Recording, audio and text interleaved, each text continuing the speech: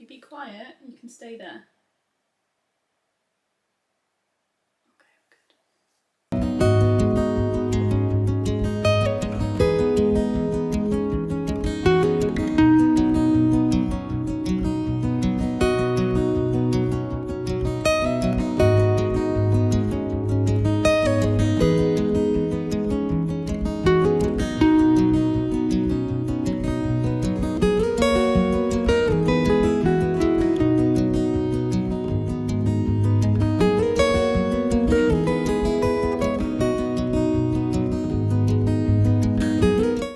Welcome back to my channel. Thank you so much for watching.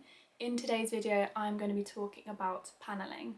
So a couple of months ago I did some panelling in our bedroom and I posted a reel on my Instagram with the process step by step, and I had so many questions asking what products we used, how I measured for the panelling and if it's easy. So I thought I'd put all those answers in this video and hopefully this is helpful for you. I can see you. You're supposed to be discreet.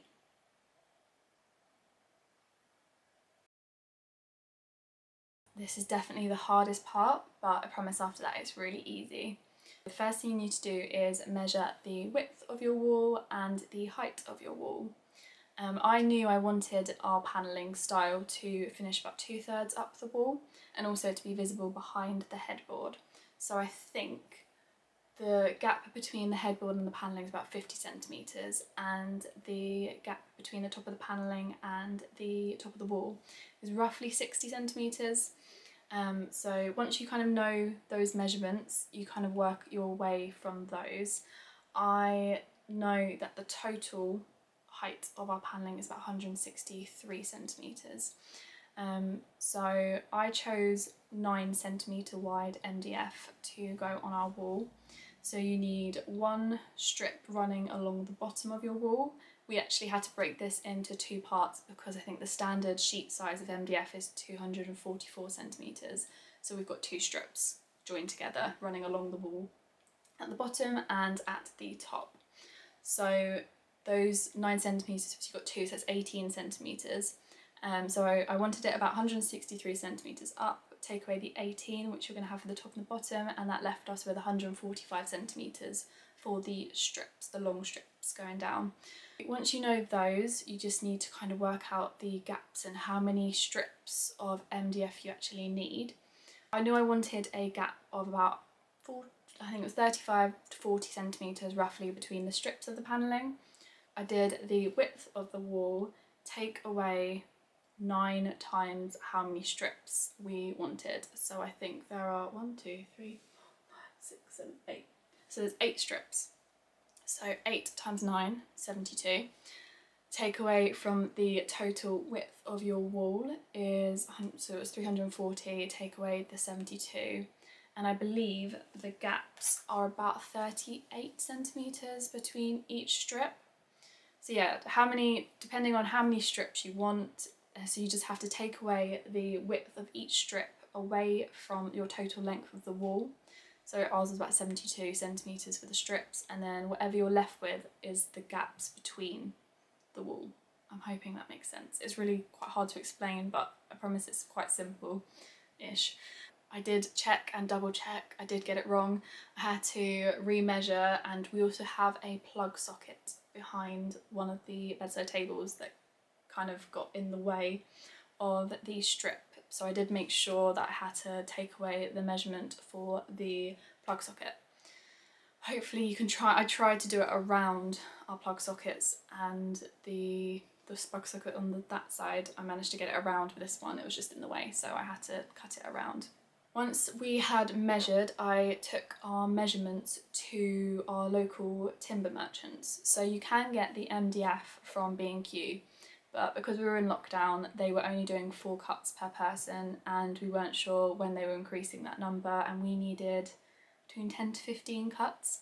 So we took it to our local timber merchants, and it was really simple. I gave them a list of all the cuts that we needed and like the measurements, and it was so cheap. I think the MDF came to about £20, and then the cutting maybe another £5 on top of that. So that was really easy. Yeah, disclaimer, I am definitely not a DIY expert. I'm not an expert in paneling. This is just how we did it. I might not have done everything right and how you're supposed to, but yeah, this is just how we did it. So yeah, we got our MDF cut. We got the 9mm MDF. So this is a spare strip because I wanted to make sure that we had enough of wood, and there was enough. We had to buy a sheet of MDF, the bigger size, and then get it cut, so there were some offcuts for us. So yeah, I got the 9mm MDF, and it roughly is about the width of our skirting board, so it looks quite seamless at the bottom.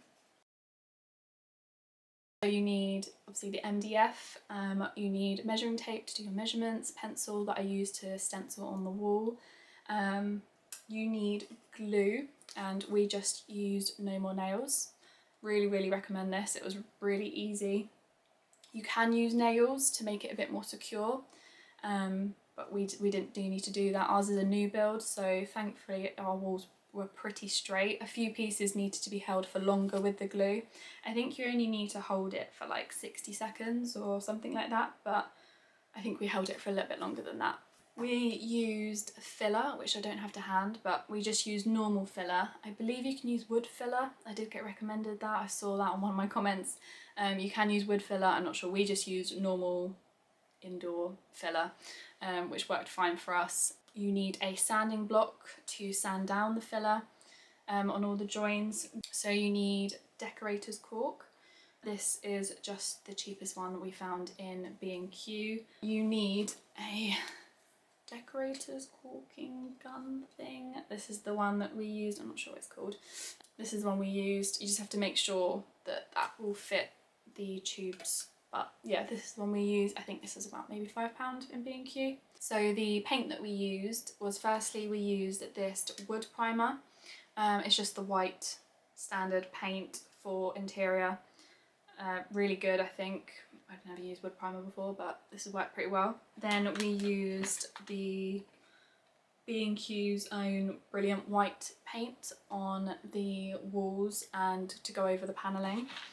On the walls above the panelling, we just used Dulux Egyptian cotton matte paint. So yeah, the finish of all these emulsion paints is the matte finish. I'm not sure, I think the primer is just primer.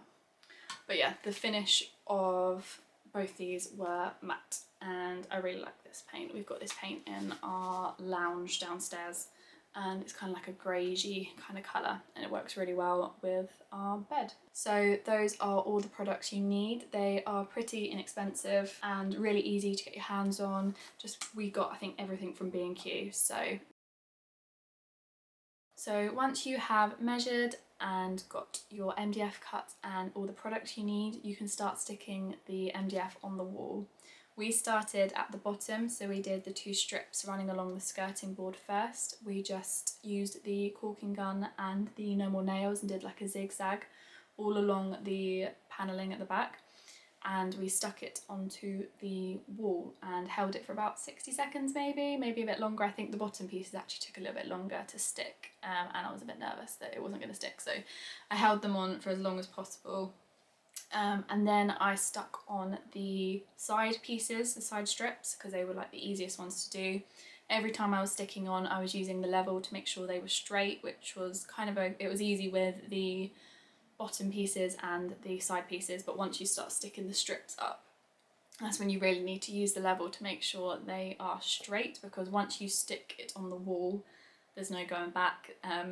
You've got you may have got a minute or so to maybe adjust, but once they're stuck for good, so you kind of have to make sure you're putting them on straight. So once you have stuck the bottom pieces on and the 2 side pieces on, I worked my way into the middle with the strips, making sure I used the level as I went to make sure they were straight. And then I stuck the top 2 pieces on. Yeah, it was really easy because I'd already like stenciled it all out, so it was pretty easy to do. And then once you have stuck everything on, I used filler on all the joins. This takes a bit of like time, but don't worry about being too neat with it, because then you just need to sand it down once it is dry. So once you have sanded down all the joins on the MDF, you can start caulking. This is an optional step, I think. I've had a couple of questions asking if it's necessary to do this. I personally think it makes it much more seamless, but it's totally up to you. We've used the decorator's cork with the corking gun. I recommend cutting it as thin as possible, because if I cut it down a little bit too low, which made it a little bit more messy because a lot of product was coming out as I was doing it down the wall. But then I used a wet finger and just ran my finger down where I'd corked to make sure it had gone into the gaps and to make it look a little bit neater. So yeah, then I think you can prime. So we primed our MDF with just some wood primer. I think you can prime your strips before sticking them on the wall, which might save a bit of time, but you need to paint the wall anyway, so it's totally up to you. You can do it how you want. I've seen a lot of people priming and painting the strips before then sticking it on the wall, but you're going to have to paint over the cork and the filler anyway, so we just did it that way around. So we used 2 coats of the white primer to make sure it was soaked in, and obviously left it for a couple of hours between each coat. So once you have applied 2 coats of primer to your MDF, you can just start painting. This is the most satisfying part because it all brings it together. We used the white emulsion paint just on the panelling. We also used frog tape, which was really, really helpful. I am a little bit messy, so it gives you a nice line when you peel it off. You have to make sure you peel it off when it is slightly damp, just so it doesn't crack any of the paint. Yeah, and then we just painted the entire room in that Egyptian cotton paint. And yeah, that was it. That was everything. So I promise it is really, really easy to do. If you have any more questions, then leave them in the comment box below, or you can always message me on Instagram. I still get messages daily asking how we did the panelling. And yeah, I hope you liked this video. If you did, give it a thumbs up and subscribe if you would like to see more, and leave any suggestions of any other videos or panelling videos that you would like to see. Bye!